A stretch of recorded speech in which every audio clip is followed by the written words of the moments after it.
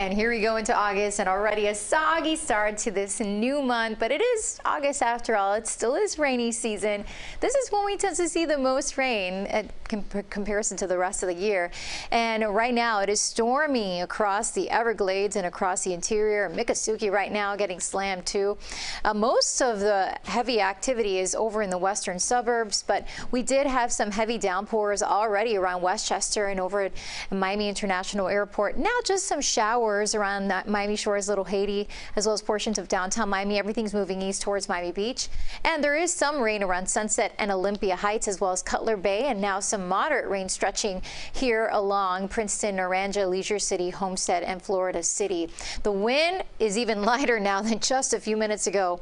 And that's an issue because, as I mentioned, some of these storms can just either creep across the area or just stall out over the same spots and lead to some localized flooding, which will likely be the case for some areas, as a future radar is showing us hour by hour that as we get into around 2, 3, 4 p.m., these heavy downpours will continue. And then it's not until we get into later tonight that we'll start to see things quiet down, but it will be cloudy and still a bit unsettled.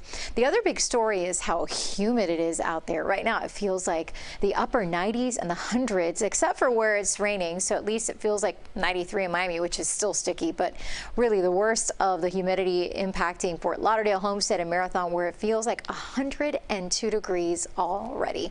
Heat advisory is in effect for our friends off to our north and west around Glades, Henry, Inland, Collier counties. You think it's humid here? The heat indices there are going to be ranging from 108 to 110 degrees. So we're talking dangerous heat and humidity. Right now, there's a view from our downtown Miami camera, and wow, a lot more sunshine as we check in our Key West camera. But as we head throughout the afternoon, we'll continue with these scattered storms, some downpours at times, and yes, some flooding. 92 degrees.